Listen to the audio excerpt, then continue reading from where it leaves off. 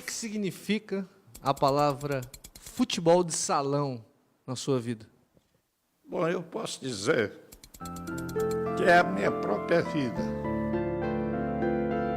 Aécio não é uma pessoa comum. Imagina ser responsável por 7 títulos mundiais em 10 disputados, de ter contribuído na formação de 6 dos últimos 8 melhores jogadores de futebol de salão do mundo. Muitos poderiam começar essa história falando do Guarani Esporte Clube, time que fundou com os amigos aos 12 anos de idade. Mas, na verdade, essa história começa mesmo pelo nome da mulher que o acompanhou por toda a vida. Às vezes eu tenho saudade das coisas boas que já aconteceram.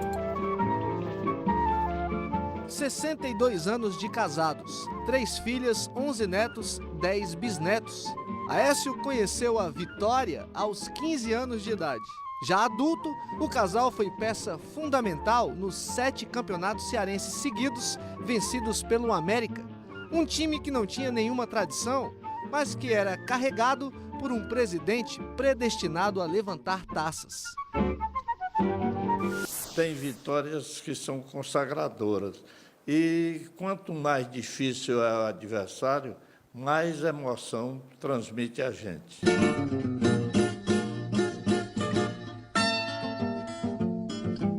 Mas foi nos anos de 1950 que Aécio descobriu um esporte ainda sem nome, batizado apenas de uma pelada de futebol em quadra de basquete. Em 1955, pouco tempo depois de ter visto o primeiro jogo, Aécio fundou a Federação Cearense de Futebol de Salão, subordinada ao que é hoje a CBF. De lá para cá só ficou fora da presidência em um único mandato e transformou uma nova modalidade numa potência capitaneada por uma camisa amarela que já reinava em campo. Ele que me lançou no futsal, me viu jogando racha na quadra do América, eu, um menino com 16 anos, me chamou para treinar entre os profissionais do América, coisa que na época o América ganhava tudo aqui, era heptacampeão, e com ele eu cheguei na seleção brasileira. Kaká fez parte da equipe campeã mundial em 1982 e foi o primeiro jogador cearense a se transferir para um clube fora do estado. Trocou o Sumov pelo Internacional de Porto Alegre. Foram quase 20 anos jogando com a amarelinha. Histórias que deixam saudade e trazem à tona a personalidade forte de um dirigente que deu a vida pelo esporte. Era muito menino e um jogador do Milionário muito violento, me deu umas 2 ou 3 pancadas, na quarta ele não aguentou, se levantou do banco e saiu correndo atrás do jogador. Foi uma gargalhada geral.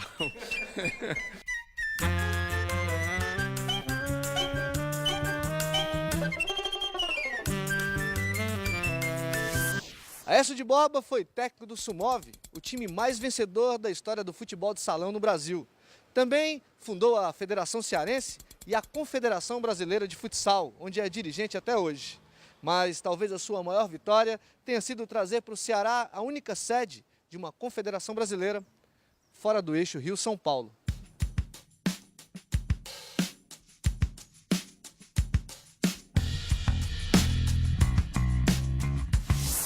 Foi uma luta que, se não fosse Nordeste e Norte, que tem uma grande maioria de estados brasileiros, ter concordado comigo de que teria que trazer a confederação para ser comandada perto daqui de onde eu morava, nós não teríamos conseguido, porque São Paulo e Rio não admitiam de jeito nenhum e brigavam entre si.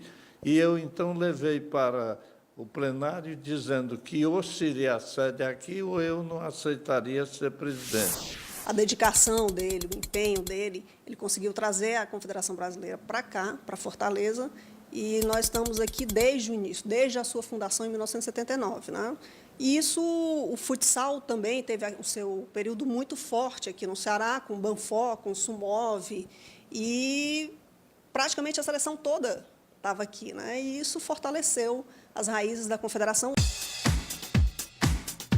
Luiz entrou para a Confederação em 1990 como superintendente financeiro. Passou por áreas administrativas e técnicas e hoje é vice-presidente. O último grande feito não partiu das quadras, mas a favor delas. A construção de um dos melhores centros de treinamento da América Latina, que atende cerca de 300 crianças pensando no futuro. Uma infraestrutura difícil de ser imaginada por Belfort, outro atleta campeão do mundo que viu a sua geração jogar por um motivo bem diferente da de hoje. Na nossa época era mais amor e mais dedicação do que propriamente profissionalismo. Ao contar uma história assim, tão vencedora, sobra apenas um questionamento. O que seria do futsal sem o Aécio?